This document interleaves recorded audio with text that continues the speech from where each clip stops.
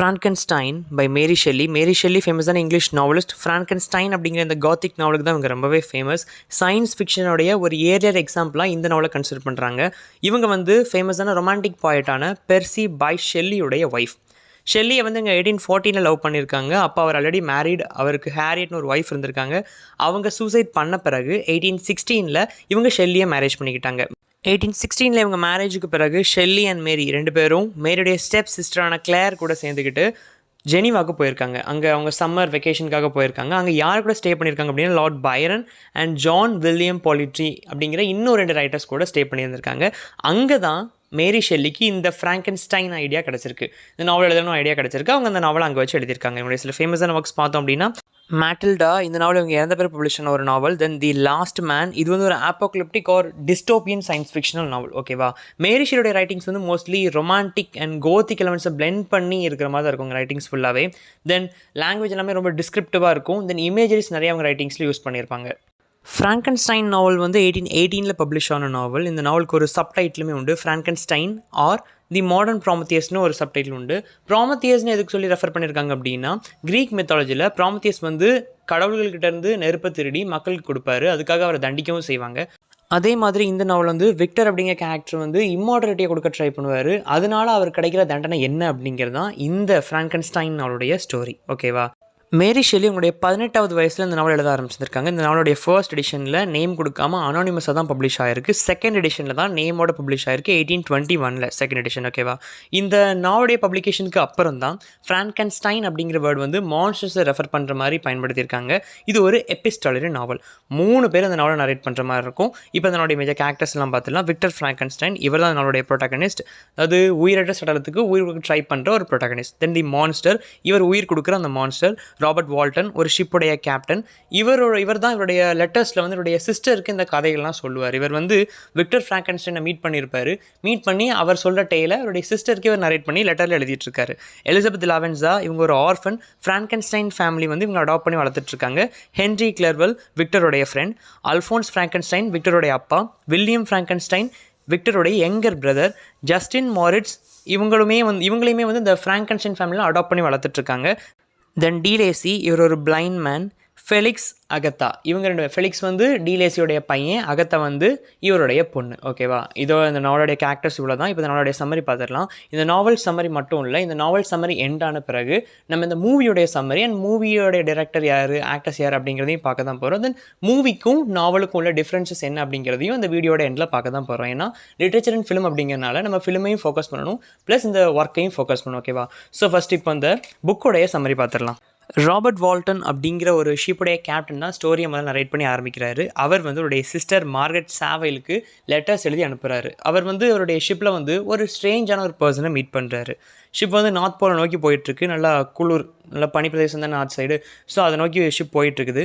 போகும்போது அவருடைய crew members வந்து அந்த கடலில் வந்து ஒரு வித்தியாசமான ஒரு டாக் ஸ்லெட்ஜில் ஒரு மேன் மிதந்து வர்றதை க்ரூ மெம்பர்ஸ் பார்க்குறாங்க. பார்த்தோன்னே ரெஸ்கியூ பண்ணி மேலே பார்க்குறாங்க. அது யாருன்னு பார்த்தா அவர் தான் விக்டர் ஃப்ராங்கென்ஸ்டைன், இந்த நாவலுடைய ப்ரோட்டாகனிஸ்ட். ஓகேவா.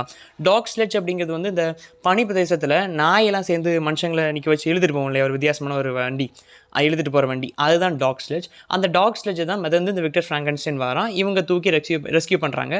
தென் அவனுக்கு போத்திக்க துணியெல்லாம் கொடுத்துட்டு அவன்கிட்ட அவனுடைய ஸ்டோரியை கேட்குறாரு ராபர்ட் வால்டன். உனக்கு என்னாச்சு, நீ எப்படி இந்த கடலில் எப்படி மேலே வந்துட்டு டாக் ஸ்லெட்ஜ் போயின்னு கேட்கும்போது தான் விக்டர் ஃப்ராங்கென்ஸ்டைன் அவனுடைய ஸ்டோரி இப்போ நரேட் பண்ணுறான். இப்போ செகண்ட் நரேட்டர் விக்டர் ஃப்ராங்கென்ஸ்டைன் நமக்கு இந்த ஸ்டோரியை நரேட் பண்ணுறான்.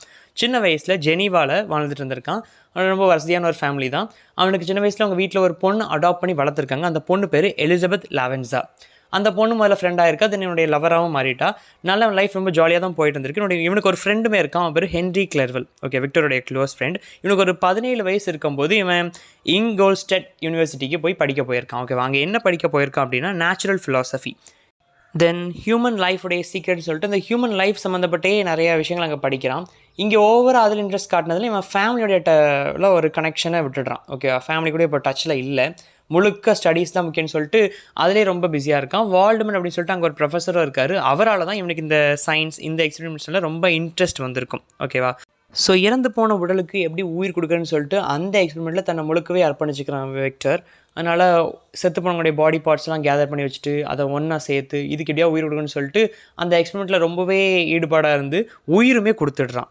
அவனுடைய அப்பார்ட்மெண்ட்டில் அவனுக்கே தெரியக்கூடிய ஒரு சீக்ரெட்டான ஒரு இடத்துல வந்து அந்த பாடி பார்ட்ஸ்லாம் மொத்தமாக வச்சு அந்த வித்தியாசமான ஒரு கிரியேச்சருக்கு உயிரும் கொடுத்துடுறான். ஓகேவா?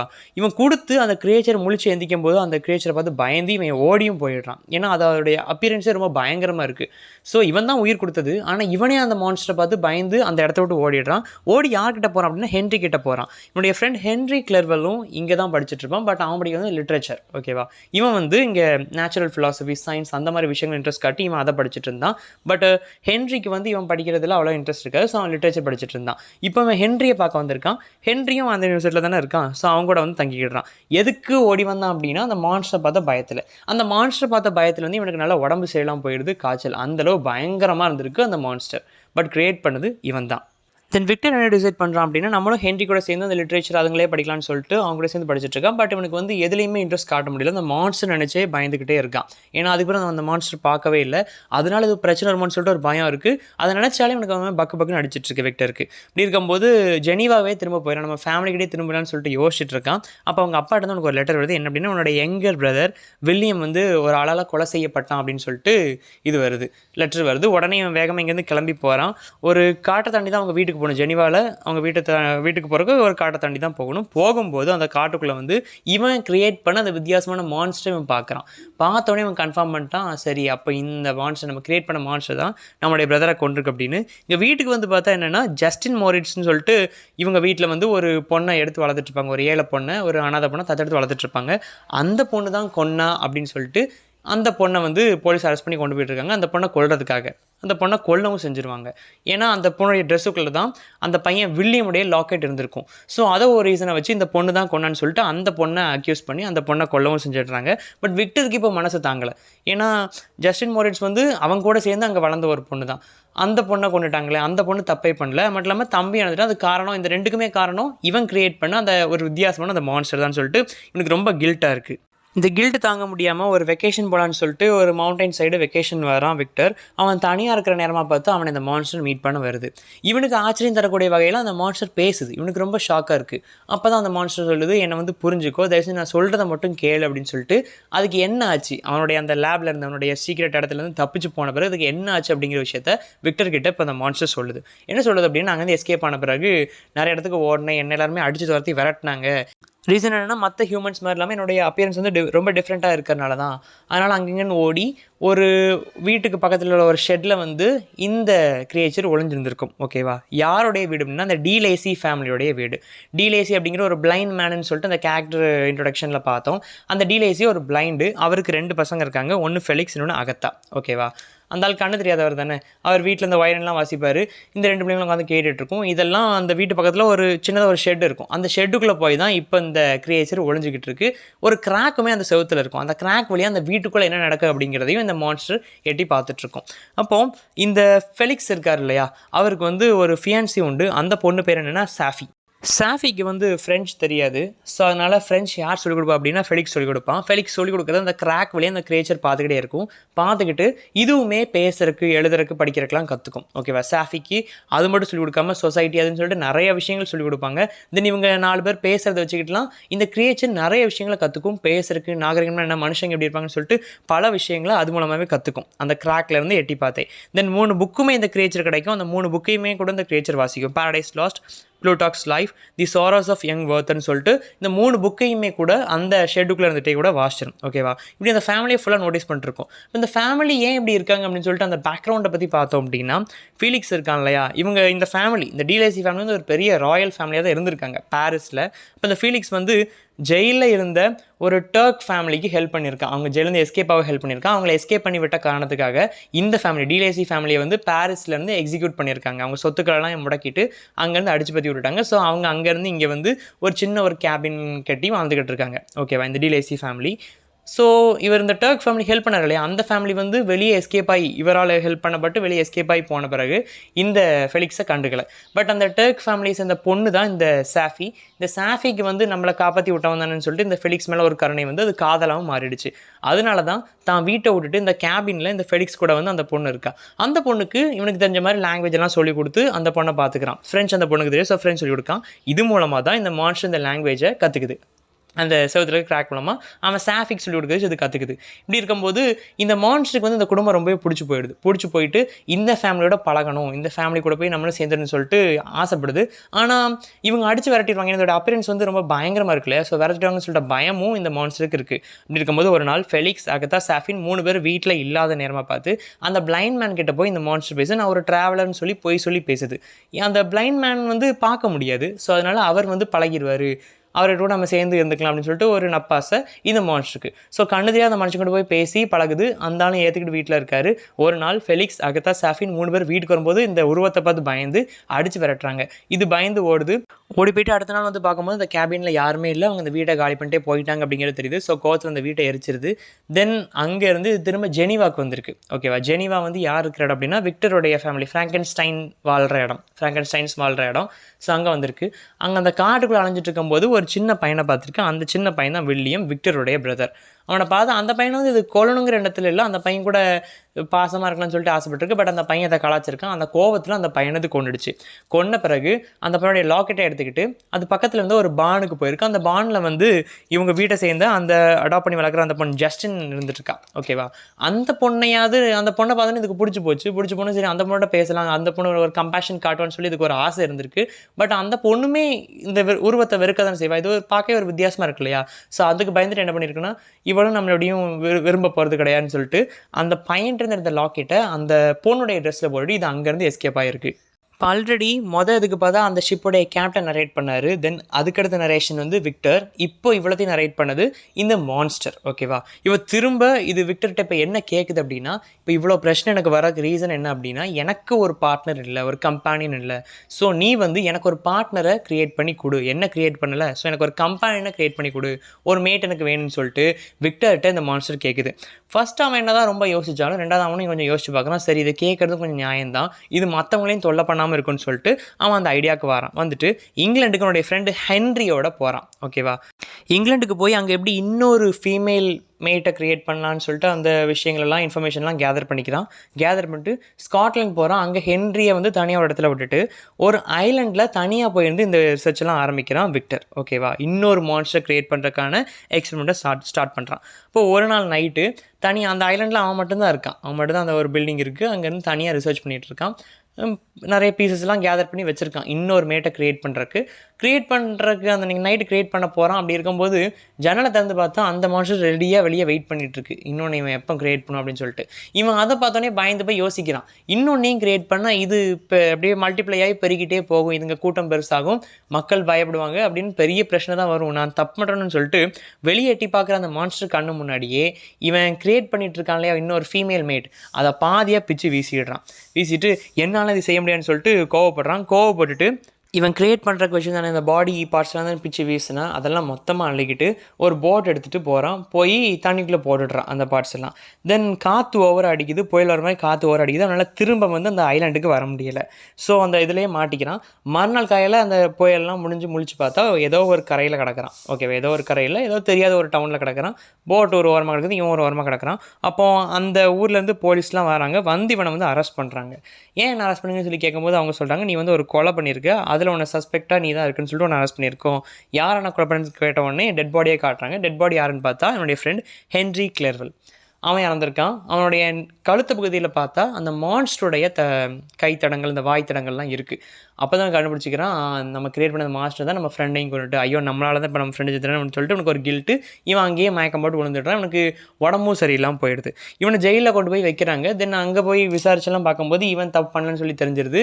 தென் இவங்க அப்பா வந்து இவனை திரும்ப கூட்டு போயிடுறாரு. இவன் இங்கேருந்து திரும்ப ஜெனீவாக்கு வந்துடுறான். ஜெனீவாக்கு வந்த பிறகு எலிசபெத்தை மேரேஜ் பண்ணுறதுக்கான ஏற்பாடுகள் அங்கே கிராண்டாக நடந்துகிட்டு இருக்கு. பட் விக்டருக்கு என்ன பயம் அப்படின்னா, ஆல்ரெடி அந்த மான்ஸ்டர் இருக்குல்ல அதோடைய ஃபீமேல் மேட்டை பிச்சு அது கண்முனையே வீசும்போது, கிரியேட் பண்ணாமல் பிச்சு அது கண்முனையே வீசும்போது என்ன சொல்லியிருக்கோம் அப்படின்னா, உன்னுடைய மேரேஜையும் நான் கெடுப்பேன், உன்னுடைய மேரேஜையும் நான் அப்படி பண்ணுவேன், கொள்வேன் அப்படின்னு சொல்லியிருக்கோம். ஸோ இவனுக்கு ஒரு பயம், ஒருவேளை எலிசபெத்தை வந்து அது கொண்டுருமோ, மேரேஜ் டைம்லேயே கொண்டுமோன்னு சொல்லிட்டு இவனுக்கு ஒரு பக்குன்னு சொல்லிட்டு ஒரு பயம் இருக்கவே செய்யும். அதனால் அன்றைக்கி வெட்டிங் நைட்டில் வந்து எலிசபெத்தை தனியாக விட்டுட்டு மேரேஜ் ரூமில் வந்து இவன் மட்டும் இருப்பான். அது கொல்ல வந்தால் நம்மளை கொண்டுறட்டும், நம்ம அதை பார்த்துக்கலான்னு சொல்லிட்டு வெயிட் பண்ணிகிட்டு இருப்பான்.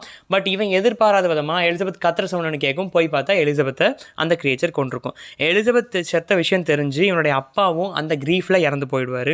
விக்டர் இப்போ அப்படியே பைத்தியம் பிடிச்ச மாதிரி இருப்பான். ஏன்னா அவன் லைஃப்பில் அவனுக்குன்னு இருந்த எல்லாருமே இறந்து போயிட்டாங்க. அவனுடைய அப்பா இறந்துட்டார், ஃப்ரெண்ட் இறந்துட்டான், தம்பி இறந்தாச்சு, ஒய்ஃப் இறந்தாச்சு, வீட்டில் வளர்த்த பொண்ணு இருந்துன்னு சொல்லிட்டு எல்லாருமே அவனை விட்டு போயிட்டாங்க. இப்போ அவன் தனி மரமாக இருக்கான். ஸோ இத்தனை பேர் இழந்த வருத்தத்தில் அவன் என்ன முடிவெடுக்கிறான் அப்படின்னா, இனிமே அந்த மான்ஸ்டரை கொல்லாமல் நான் சாகக்கூடாது, அதை எப்படியாவது கொண்டுணுன்னு சொல்லிட்டு அதை தேடி இப்போ அலையிறான். தேடி அலைஞ்சு தான் ஒரு டாக் ஸ்லைட் எடுத்துகிட்டு அது தண்ணியில் எஸ்கேப் ஆகி போயிட்டுருக்கும். அப்போ அதை பிடிக்கணும் அப்படிங்கிறக்காக அந்த பனியையும் பார்க்காம ஒரு டாக் ஸ்லெட்ஜில் இவன் நீந்தி அதை பிடிக்க போயிட்டுருப்பான். ஆல்மோஸ்ட் அதை பிடிச்சிருவான். பட் அந்த டைமில் வந்து ஒரு ஐஸ் இடையில வந்து அப்படி இப்படின்னு அது எஸ்கேப் ஆகி தப்பிச்சிடும். தப்பிச்சது இவன் அதில் மாட்டி அப்படியே அந்த குளிரில் உறைஞ்சி போய் அன்கான்ஷியஸ்க்கு போயிடுவான். அப்புறம் தான் ராபர்ட் வால்டன் இவனை அப்படியே ரெஸ்கியூ பண்ணியிருப்பார். இப்போ இந்த கதையை சொல்லி முடிக்கிறான். முடித்த பிறகு அவன் உடம்பு ரொம்ப மோசமாக இருக்குது. அவன் வந்து தப்பிக்கிற மாதிரி கிடையாது. ஏன்னா இவங்களுமே வந்து இவங்க ஷிப் வந்து நகல முடியாமல் மாட்டிகிட்ருக்கு. சுற்றி ஐஸாக இருக்குது, நகல முடியாமல் மாட்டிகிட்ருக்கு. அந்த ஐஸ் உறைஞ்சால் தான் இவங்களாலையும் போக முடியும். ஸோ அவனை ஹாஸ்பிட்டலாம் கொண்டு போய் ட்ரீட்மெண்ட்டும் கொடுக்க முடியாது. ஸோ அவன் இறந்தா செத்து தான் போகணும். இவரும் பார்த்துட்ருக்காரு. அவனும் கூடிய சீக்கிரத்தில் இறந்துமே போயிடுறான். அவன் இறந்து கொஞ்ச நாள் கழித்து அந்த மான்ஸ்டர், அவன் க்ரியேட் பண்ண அதே மான்ஸ்டர் அவனுடைய டெட் பாடியை பார்த்து அழுதுட்டுருக்கிறத இவர் பார்க்குறாரு. ராபர்ட் வால்டன் பார்க்குறாரு. அந்த மான்ஸ்டர் என்ன சொல்லுது அப்படின்னா, நான் ரொம்ப கஷ்டப்பட்டிருக்கேன், ரொம்ப வலிகளை அனுபவிச்சிருக்கேன், இப்போது என்னை உருவாக்குன இவரே இறந்து போயிட்டார், அவரோட சஃபரிங் ஓவர் ஆகிட்டு ஏன்னா அவர் இறந்து போயிட்டார், அதே மாதிரி நானும் என்னுடைய சஃபரிங்கை முடிக்க போகிறேன் இனிமேல், ஏன்னா நானும் சஃபர் ஆகிட்டே தான் இருக்கேன், என்னுடைய சஃபரிங்கை முடிக்க ஒரே வழி நானும் அவரை மாதிரி இறந்து போக போகிறேன் அப்படின்னு சொல்லிட்டு அந்த தண்ணிக்குள்ளே குதிச்சிருது. ஐஸாக தானே இருக்குது தண்ணி முழுக்க. ஸோ அதுக்குள்ளே குதிச்சு இந்த கிரியேச்சர் இறந்து போயிடுது. இதோட இந்த ஸ்டோரி எண்ட் ஆகுது. தென் இப்போ ஃப்ராங்கன்ஸ்டைன் ஃபிலிம் பற்றி பார்த்தோம் அப்படின்னா 1931 வந்து ஜேம்ஸ் வேலால் டைரக்ட் பண்ணப்பட்ட ஃபிலிம் தான் நமக்கு ப்ரிஸ்கிரைப் பண்ணியிருக்காங்க. ஜேம்ஸ் வேல் வந்து ஒரு ஃபேமஸான English film director, actor and theatre டைரக்டரும் கூட. சில ஃபேமஸான மூவிஸ் பார்த்தோம் அப்படின்னா the Old Dark House, the Invisible Man, Bride of Frankenstein. இந்த ஃப்ராங்கன்ஸ்டைன் அப்படிங்கிற மூவியோடைய சீக்வல் தான் பிரைட் ஆஃப் ஃப்ராங்கன்ஸ்டைன். ஓகேவா? இந்த படத்தை வந்து ப்ரொடியூஸ் பண்ணது கார்ல் லாம்லே ஜூனியர். தென் இந்த படத்துடைய ஸ்க்ரீன் பிளே ரைட்டர்ஸ் யாரெல்லாம் பார்த்தோம் அப்படின்னா ஃப்ரான்சிஸ் எட்வர்ட் ஃபரோகா, கேரட் ஃபோர்ட், இவங்க 2 பேரும் ஸ்க்ரீன் பிளே ரைட்டர்ஸ். தென் மறைமுகமாக ராபர்ட் ஃப்ளோரி, ஜான் ரசல்னு சொல்லிட்டு அவங்க 2 பேருமே ஸ்க்ரீன் பிளே ரைட்டிங்க்கு கான்ட்ரிபியூட் பண்ணியிருக்காங்க. 1880 பப்ளிஷ் ஆன மேரி ஷெல்லியோடைய ஃப்ராங்கன்ஸ்டைன் அப்படிங்கிற அந்த நாவலை ஒரு பேஸாக வச்சோம். அந்த நாவலை வச்சு வந்த ஒரு பிளே பெக்கி வெப்லிங் அப்படிங்கிற ஒரு ரைட்டர் வந்து 1927 ஃப்ராங்கன்ஸ்டைனை பேஸாக வச்சு ஒரு பிளே எழுதினாங்க. இந்த பிளே அண்ட் நாவல் இது ரெண்டும் ஒரு பேஸாக வச்சு தான் இந்த மூவியை டைரக்ட் பண்ணியிருக்காரு ஜேம்ஸ் வேல். இது கமர்ஷியலி இந்த மூவியோட சக்ஸஸ் தான். ஜூன் 1932 இந்த மூவியோடைய கிராஸ் பார்த்தோம் அப்படின்னா $1.4 million. தென் 1953 ரீரிலீஸ் பண்ணும்போது இதோடைய ப்ராஃபிட் $12 million. ஓகேவா? இந்த மூவியில் நடித்த ஆக்டர்ஸ் பற்றி பார்த்தோம் அப்படின்னா காலின் கிளைவ், ஹென்ரி ஃப்ராங்கன்ஸ்டைன் நடிச்சிருக்காரு. கேரக்டர்ஸ் பேர் கொஞ்சம் குழப்பற மாதிரி தான் இருக்கும். அதை நம்ம சம்மரி பார்க்கும்போது கிளியராக பார்த்துக்கலாம். காலின் கிளைவ் ஹென்ரி ஃப்ராங்கன்ஸ்டைன் நடிச்சிருக்காரு. மே கிளார்க், எலிசபெத் லாவென்ஸாவும் நடிச்சிருக்காங்க. தென் ஜான் போல்ஸ் விக்டர் மோரிட்ஸாவும், போரிஸ் கார்லாஃப் மான்ஸ்ட்ராவும், எட்வர்ட் வான் ஸ்லோவான் டாக்டர் வால்ட்மனாவும், ட்விக் ஃப்ரை ஃப்ரிட்ஸாவும், மேரிலின் ஹாரிஸ் ஒரு சின்ன பொண்ணு மரியாங்கிற ஒரு கேரக்டர் நடிச்சிருப்பாங்க. மைக்கேல் மார்க் லுட்விக் அந்த சின்ன பொண்ணுடைய அப்பாவும் நடிச்சிருப்பாங்க. நமக்கு நாவலை பார்க்க இதில் கேரக்டர்ஸ்லாம் நிறைய வித்தியாசமாக இருக்கிற மாதிரி இருக்கும், கேரக்டர்ஸ் கம்மியாக இருக்கிற மாதிரி இருக்கும். ஏன்னா ஸ்டோரியே அப்படியே கொஞ்சம் ரொம்பவே டிஃப்ரெண்ட்டாக இருக்கிற மாதிரி தான் இருக்கும். ஓகேவா? இப்போ இந்த கதை, இந்த மூவி வந்து எங்கே நடக்குது அப்படின்னா பவாரியா அப்படிங்கிற ஒரு ஸ்டேட்டில் இருக்கிற ஒரு சின்ன வில்லேஜ் நடக்குது. ஹென்ரி ஃப்ராங்கன்ஸ்டைன் நமக்கு வந்து புக்கில் பார்த்தோம் அப்படின்னா விக்டர் ஃப்ராங்கன்ஸ்டைன் தான் ப்ரொட்டகனிஸ்ட்டாக இருப்பார். இங்கே மூவியில் வந்து ஹென்ரி ஃப்ராங்கன்ஸ்டைன் அப்படிங்கிற ஒரு பர்சன் தான் ப்ரொட்டகனிஸ்ட்டாக இருக்கார். ஓகேவா? இவருக்கு ஒரு அசிஸ்டன்ட் இருக்கார். அந்த அசிஸ்டன்ட் பேர் வந்து ஃப்ரிட்ஸ். ஹன்ச்பேக், அதாவது கொஞ்சம் முதுகு கூன் போட்ட முதுகு மாதிரி இருக்கக்கூடிய ஒரு பர்சன் தான் அசிஸ்டன்ட்டு. அவர் பேர் ஃப்ரிட்ஸ். இந்த ஹென்ரி அண்ட் ஃப்ரிட்ஸ் 2 பேர் சேர்ந்து என்ன பண்ணுறாங்க அப்படின்னா ஊரில் இறக்குற ஒருத்தருடைய டெட் பாடிஸையும் அடக்கம் பண்ணிட்டு போகிறாங்க இல்லையா, அடக்கம் பண்ணிட்டு போன பிறகு தோண்டி எடுக்கிறது. ஃப்ரெஷ்ஷாக அப்போ தான் அடக்கம் பண்ணிட்டு போயிருப்பாங்க. அந்த அடக்கம் பண்ணிட்டு ஆட்கள் போன பிறகு இவங்க தோண்டி எடுத்துக்குவாங்க. மூவி பிகினிங்கே இப்படி தான் இருக்கும். ஓகேவா? இந்த பிணங்கள்லாம் எதுக்கு எடுத்துகிட்டு போகிறாங்க அப்படின்னா இவரும் ஆல்ரெடி நம்ம அந்த கதையில் பார்த்த மாதிரியே இறந்து போன சடலத்துக்கு உயிர் கொடுக்கறது தான் இவருடைய ஒரு எக்ஸ்பெரிமெண்ட். ஸோ அதுக்காக ஊரில் இறக்குறவங்களுடைய டெட் பாடிஸ் எல்லாம் அவங்க அடக்கம் பண்ணிட்டு போன பிறகு இவரோட அசிஸ்டண்ட்டும் திருடிட்டு வராங்க. ஒரு ஊருக்கு ஒதுக்குப்புறம் ஒரு வாட்ச் டவர் இருக்குது. அங்கே தான் சீக்கிரட்டாக இந்த எக்ஸ்பெரிமெண்ட் பண்ணி பார்த்துட்ருக்காரு ஹென்ரி ஃப்ராங்கன்ஸ்டைன். இப்போ இவர் ஆசைப்படுற மாதிரியே இறந்து போன சடலத்துக்கு உயிர் கொடுக்கறதுக்கு பிரெயின் தேவைப்படுது. ஸோ இந்த வாட்ச் டவருக்கு பக்கத்தில் ஒரு ஸ்கூல் இருக்குது. அந்த ஸ்கூலில் டாக்டர் வால்ட்மேன் ஒரு டீச்சர் இருக்கார். அவர் வந்து ஹென்ரிக்கு டீச் பண்ண டீச்சர், ஃபார்மர் டீச்சர். ஸோ அவர் வந்து பிரெயினை வச்சு அங்கே கிளாஸ் எடுத்துகிட்ருக்காரு. அவருடைய லேபில் வந்து 2 விதமான பிரெயின்ஸ் இருக்குது. ஒன்று கரப்டான ஒரு கிரிமினலுடைய பிரெயின், இன்னொன்று ஒரு ஆவரேஜான நார்மல் ஹியூமன் பீயிங்கோடைய பிரெயின். ஸோ ஒரு நார்மல் ஹியூமன் பீயிங்கோட பிரெயினை கொண்டு வான்னு சொல்லிட்டு ஃப்ரிட்ஸ் அவருடைய அசிஸ்டண்ட்டை வந்து ஹென்ரி அனுப்பி வைக்கிறாரு. இவரும் போகிறாரு. பட் ஒரு நார்மலான ஹியூமன் பீயிங்கோட பிரெயின் எடுத்துகிட்டு வரும்போது அது தெரியாமல் கீழே வந்து உடஞ்சிருக்கும். உடஞ்ச உடனே அந்த கரப்டான பிரெயினை அவர் எடுத்துகிட்டு வந்துடுறாரு இந்த ஃப்ரிட்ஸுங்கிறவர். தென் எலிசபெத் வந்து இந்த ஹென்ரியோடைய ஃபியான்சி அவங்க வந்து ஹென்ரியோடைய ஃப்ரெண்டான விக்டர் கிட்ட பேசுகிறாங்க. விக்டர் மோரிட்ஸுங்கிறது இதில் வந்து ஹென்ரியோடைய ஃப்ரெண்டு. விக்டர் கிட்ட என்ன சொல்கிறாங்க அப்படின்னா, அவர் வந்து முழுக்க அங்கே எக்ஸ்பெரிமெண்ட் சொல்லிட்டு அங்கேயே இருக்காரு, இங்கே வரவே மாட்டேங்கிறாரு, அவர் போய் பார்க்கணும், அவருக்கு பைத்தியம் பிடிச்சிருக்காருன்னு சொல்லிட்டு புலம்புறாங்க. உடனே விக்டர் அண்ட் எலிசபெத் 2 பேர் சேர்ந்து யார்கிட்ட போய் ஹெல்ப் கேட்குறாங்க அப்படின்னா டாக்டர் வால்டமன் அவர்கிட்ட போய் ஹெல்ப் கேட்குறாங்க. ஏன்னா அவர் ஃபார்மர் டீச்சர் இல்லையா, ஸோ அவர்கிட்ட ஹெல்ப் கேட்குறாங்க. 3 பேர் சேர்ந்து அந்த வாட்ச் டவருக்கு போகிறாங்க ஹென்ரியை பார்க்கறக்கு. அப்போ அவர் வந்து முதல்ல ஃப்ரிட்ஸ் உள்ளே விட மாட்டேன்றார். தென் ஹென்ரியே வந்து இவங்க 3 பேரையும் உள்ளே கூட்டு போய் ஒரு ஓரமாக உட்கார வச்சு, நான் இப்போ உயிர் கொடுக்க போகிறத நீங்களே பாருங்க அப்படின்னு சொல்லி சொல்கிறார். ஓகேவா? இந்த லேம்பில் வந்து இந்த வாட்ச் டவரில் வந்து மேலே ஓப்பன் ஆகி திறக்கிற மாதிரி ஒரு செட்டப்லாம் இருக்கும். வெளியே நல்லா மழை பெஞ்சு இடி அடிச்சுட்டு இருக்கும். இவருடைய பிளான் என்ன அப்படின்னா, அந்த ஓப்பன் ஆகிற செட்டப்பில் இந்த டெட் பாடி அப்படியே மேலே அப்படியே தானாக தூக்கிட்டு போகிற மாதிரியும் செட்டிங்லாம் இருக்கும். தூக்கிட்டு மேலே கொண்டு போய் வச்சு இடி இந்த டெட் பாடி மேலே விழுந்தா ஒரு எலக்ட்ரிக் ஷாக்கில் இதுக்கு ஒரு உயிர் கிடைக்கும் அப்படிங்கிற மாதிரி ஒரு எக்ஸ்பெரிமெண்ட் தான் பண்ணிட்டு இருப்பாரு. ஸோ அதுக்காக இவங்கெல்லாம் உட்காந்துட்டு இருக்காங்க. அங்கே இடி இடிச்சிட்ருக்கு. அந்த இதெல்லாம் தானாக ஓப்பன் ஆகி இவர் வச்சிருக்க அந்த டெட் பாடியை அழகாக மேலே ஒரு மிஷின் மூலமாக அனுப்புகிறாரு. மேலே போகுது, இடியெலாம் அது மேலே விழுந்துருது. அதுக்கு ஒரு உயிர் கிடச்சிரும் அப்படின்னு சொல்லிட்டு நம்பிக்கையாக கீழே இறக்குறாரு. இறக்கி பார்த்தா அது கை அசையுது. இவருக்கு ரொம்ப சந்தோஷம், அதுக்கு உயிர் கிடச்சின்னு ரொம்ப சந்தோஷம். அந்த நாவலில் வர மாதிரி பயந்தெல்லாம் ஓடல, தனியாகவும் இல்லை. ஓகேவா? சுற்றி ஆட்கள் இருக்காங்க, இப்படி அசிஸ்டன்ட் இருக்காரு. தென் அந்த பார்க்க வந்த 3 பேர், எலிசபெத், தென் விக்டர், அந்த அந்த டாக்டர் வால்டமன் 3 பேர் இருக்காங்க. இவ்வளோரும் பார்த்துட்டு இருக்காங்க.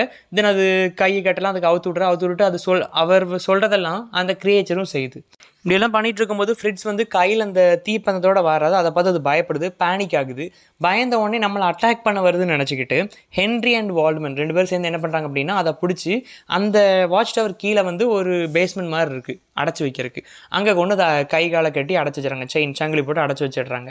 தென் அதுக்கப்புறம் இவங்கெல்லாம் போயிடுறாங்க, எலிசபெத் விக்டர்லாம் போயிடுறாங்க. சரி ஏதோ அவன் கிரியேட் பண்ணி முடிச்சிட்டான், இனி திரும்ப வந்துடும் சொல்லி நம்பிக்கையில் போயிடுறாங்க.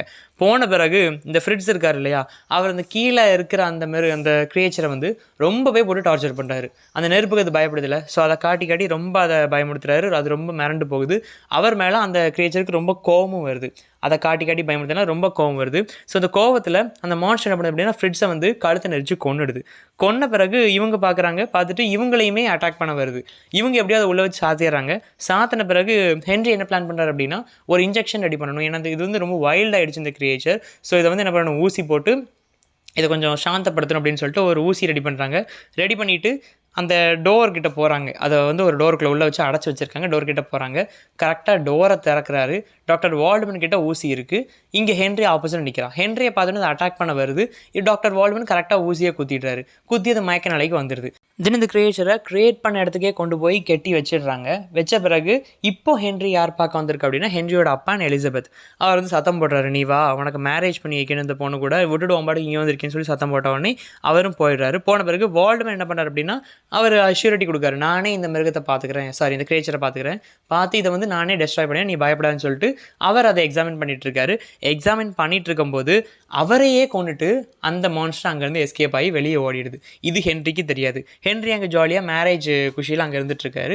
அப்போ இந்த கிரியேச்சர் போயிட்டுருக்கிற வழியில் வந்து ஒரு சின்ன பொண்ணை பார்க்குது. சின்ன பொண்ணு வந்து ஒரு லேக் பக்கத்தில் ஓரமாக உட்காந்து இந்த பூவெல்லாம் தண்ணியில் சுண்டி விட்டு விளையாண்டுட்டு இருக்கா. அப்போது இந்த கிரியேச்சரை பார்த்து அந்த பொண்ணு பயப்படல. அந்த பொண்ணுமே இந்த கிரியேச்சரை விளையாட கூப்பிட்டு இந்த பூவெல்லாம் கொடுத்து என்ன மாதிரி சுண்டி விட சொல்லுது. அதுவுமே சுண்டி விட்டுட்டுருக்கு. பூவெல்லாம் சுண்டி விட்டுட்டுருக்க, பூ முடிஞ்சு போயிடுது. பூ முடிஞ்சு போன பிறகு பூவுக்கு பதிலாக அந்த பொண்ணையே தூக்கி அந்த லேக்குள்ளே வீசிடுது இந்த கிரியேச்சர்.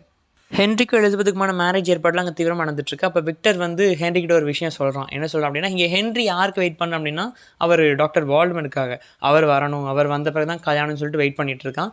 அப்போ பார்த்தா விக்டர் என்ன சொல்கிறான் அப்படின்னா, டாக்டர் வால்டமன் வந்து இறந்து போயிட்டார், உன் லேபில் போய் செக் பண்ணிட்டு வந்தேன், அவரை காணுமென்னு சொல்லி தேடி போனால் அங்கே இறந்து கிடக்கிறாரு, மான்ஸ்டர் அங்கே இல்லை அப்படின்னு சொல்லி சொல்கிறான். இவன் சொல்லும்போது வந்து இந்த பொண்ணு எலிசபெத் ரூமில் தனியாக விட்டால் வெளியே வந்திருப்பான். அந்த நேரம் ரூமுக்குள்ளே தனியாக இருக்கிற எலிசபெத்தை வந்து கொல்றதுக்காக மான்ஸ்டர் உள்ளே வந்திருக்கும். உள்ளே வந்து அவளை கழுத்தை பிடிச்சி நினச்சி அவளை கொல்ல ட்ரை பண்ணிட்டு இருக்கும். அப்போ கத்திருப்பா. கத்துனதில் எல்லாரும் வேகமாக ஓடி வந்து கதை உடச்சிட்டு உள்ள இருக்கக்குள்ள மான்ஸ்டர் அங்கே எஸ்கேப் ஆகிருக்கும். எலிசபெத்துக்கு ஒன்றும் ஆயிருக்காது. ஒரு சின்ன பொண்ணு இந்த பூவுக்கு பதிலாக தண்ணிக்குள்ளே தூக்கி வீசிட்டு இருந்த மான்ஸ்டர். அந்த பொண்ணு பேர் வந்து மரியா வந்து தண்ணிக்குள்ளே வீசினா அந்த பொண்ணு நீச்சல் தெரியாமல் இறந்து போயிருப்பா. ரொம்ப குட்டி பொண்ணு தான். அந்த பொண்ணுடைய அப்பா அந்த பொண்ணுடைய பணத்தை தூக்கிட்டு வந்து ஊருக்காரர் முன்னாடி வந்து நிற்கிறாரு. இப்படி இந்த என் பொண்ணை வந்து ஏதோ ஒரு மிருகம் கொண்டுட்டு ஏதோ ஒரு மான்ஸ்டர் கொண்டுட்டுன்னு சொல்லி காப்பாதுங்கன்னு சொல்லி அந்த மனுஷன் கேட்குறாரு. உடனே ஊருக்காரங்களாம் மொத்தமாக ஒன்று கூடி கையில் தீப்பந்தத்தில் எடுத்துக்கிட்டு இந்த மான்ஸ்டரை கொல்றதுக்கு போகிறாங்க. இந்த கூட்டத்தோட ஹென்ரியுமே சேர்ந்துக்கிறாரு. தேடி எல்லாரும் போயிட்டு இருக்காங்க. அப்போ ஹென்ரி வந்து அந்த மான்ஸ்டரை பார்த்து ஹென்ரிக்கும் அந்த மான்ஸ்டருக்கும் ஒரு சண்டை வருது. மான்ஸ்டர் அவனை அடித்து அப்படியே கழுத்தை பிடிச்சி நெரிச்சு ஒரு பழைய விண்டு மில்லுக்கு தூக்கிட்டு போகுது.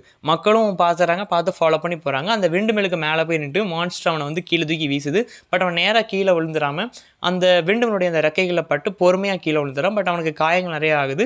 பட் அவனுக்கு பெருசாக உயிர் போகலை, காயங்கள் மட்டும் அடிபடுது. நல்லா அங்கங்கே கைகள் மட்டும் அடிபடுது, உயிர் போகலை. அப்படி இருக்கும்போது இவங்க என்ன பண்ணுறாங்க, ஹென்ரியை வீட்டுக்கு தூக்கிட்டு போயிடுறாங்க. தூக்கிட்டு போயிட்டு அந்த விண்டு மில்லை கொளுத்தி விடுறாங்க. அந்த மான்ஸ்டரால் எங்கேயும் எஸ்கேப் ஆகி போக முடியல, அது உள்ளே மாட்டிக்கிது, அது இறந்தும் போயிடுது. திரும்ப ஹென்ரி வந்த பிறகு ரெக்கவர் ஆன பிறகு அவனுக்கு கிராண்டாக கதை நடத்துகிறாங்க. இதோட இந்த மூவி எண்ட் ஆகும். இப்போ இந்த மூவிக்கும் நாவலுக்குள்ள டிஃப்ரென்சஸ்ன்னு பார்த்தோம் அப்படின்னா, கேரக்டர்ஸ் நிறைய கேரக்டர் ரிமூவ் பண்ணியிருப்பாங்க. ராபர்ட் வால்டன் கேரக்டர் ரொம்ப இம்பார்ட்டண்ட்டான கேரக்டர் நாவலில், ஃபர்ஸ்ட் நரேட்டரே அவர் தான். அந்த கேரக்டர் இந்த மூவியில் இல்லவே இல்லை. தென் புக்கில் வந்து ப்ரோட்டகனிஸ்ட் யாருன்னா விக்டர் ஃப்ராங்கன்ஸ்டைன், இங்கே ஹென்ரி ஃப்ராங்கன்ஸ்டைன். தென் அங்கே வந்து ஹென்ரி கிளர்வெல்ங்கிறவர் ஃப்ரெண்டாக காட்டியிருப்பாங்க, இங்கே வந்து விக்டர் மோரிட்ஸுங்கிறவரை ஃப்ரெண்டாக காட்டியிருப்பாங்க. தென் இந்த பிணங்களை தோண்டி எடுக்கிறது, தென் மூளை எடுத்துகிட்டு வருது, இதெல்லாமே வந்து புக்கில் கிடையாது. பட் ஒரு ஹாரர் எலமெண்ட் கொடுக்கணும் அப்படிங்கிறதுக்காக மூவியில் யூஸ் பண்ணியிருக்காங்க. தென் புக்கில் வந்து ஃப்ராங்கன்ஸ்டைனை பார்த்த உடனே பயந்து ஓடுற மாதிரி சொல்லியிருப்பாங்க. பட் இங்கே பயந்தெல்லாம் ஓடலை, அது வந்து குழந்த மாதிரி சொல்கிறதெல்லாம் முதல்ல கேட்கும், அப்புறம் தான் அது ரொம்ப டெரிஃபிக்காக மாறுற மாதிரி இதில் காட்டியிருப்பாங்க. தென் போத் மூவி அண்ட் புக் ரெண்டுலேயுமே பார்த்தோம் அப்படின்னா பல கொலைகள் பண்ணுது இந்த கிரியேச்சர்ஸ். இதில் பார்த்தோம் அப்படின்னா அந்த வால்டமேனை கொள்ளுது, தென் அந்த சின்ன பொண்ணை கொள்ளுது, தென் லாஸ்ட்டில் கிரியேட்டரையே கொல்ல வருது, எலிசபெத்தை கொல்ல வந்துச்சு. அங்கே பார்த்தா பல பேர் அவன் ஒருத்தனை விட்டு எல்லாரையுமே கொல்ற மாதிரியும் காட்டியிருப்பாங்க. இன்னொரு முக்கியமான டிஃப்ரென்ஸ் என்ன அப்படின்னா, அங்கே நாவலில் வந்து அந்த மான்ஸ்டர் வந்து அந்த ஒரு ஃபேமிலியை நோட்டீஸ் பண்ணி முழுக்க வாட்ச் பண்ணிட்டு அது வாசிக்க எழுத அதெல்லாம் கற்றுக்கிற மாதிரி காட்டியிருப்பாங்க, மனுஷங்களை பற்றி தெரிஞ்சுக்கிற மாதிரி காட்டியிருப்பாங்க. பட் இதில் அதெல்லாம் காட்டலை. ரொம்ப பெருசெல்லாம் அதை ரொம்ப இது பண்ணி காட்டாமல் ஒரு டெரிஃபிக்கான மான்ஸ்டர் கொல்ல வருது, கடைசியில் அதை கொல்றாங்க அப்படிங்கிற மாதிரியே முடிச்சிடுறாங்க. தென் மூவியில் வந்து ப்ரோட்டகனிஸ்ட் வின் பண்ணுற மாதிரி தான் காட்டியிருக்காங்க. கடைசியாக அந்த மான்ஸ்டரை வந்து கொன்னுடுறாங்க. கொண்ட பிறகு இவர் ஒரு ஹாப்பி லைஃப் லீட் பண்ண போகிறாரு அப்படிங்கிற மாதிரி முடிச்சிடுறாங்க. பட் நாவலில் அப்படி இருக்காது, அவர் இறந்துடுவார். தென் அந்த கிரியேச்சருமே இறக்குற மாதிரி தான் அந்த நாவலில் முடிச்சிருப்பாங்க. ஸோ டிஃப்ரென்சஸ்ன்னு பார்த்தோம் அப்படின்னா மூவிக்கும் புக்குக்கும் நிறையவே டிஃப்ரென்சஸ் இருக்குது. ஸோ நீங்கள் இதோடைய சம்மரி கேட்டது மட்டும் இல்லாமல் இதோட மூவி பார்க்குறதுமே நல்லது. இந்த மூவி லிங்க்கை வந்து நான் டிஸ்கிரிப்ஷனில் கொடுத்துருக்கேன். வீடியோவை பார்த்து முடிச்சதும் மூவியுமே பார்த்துருங்க, அப்போ தான் உங்களுக்கே நல்லா புரியிற மாதிரி இருக்கும். வீடியோவில் எதுவும் மிஸ்டேக்ஸ் ஆர் டவுட்ஸ் இருந்துச்சுன்னா கமெண்ட் செக்ஷனில் சொல்லிடுங்க. தேங்க்யூ.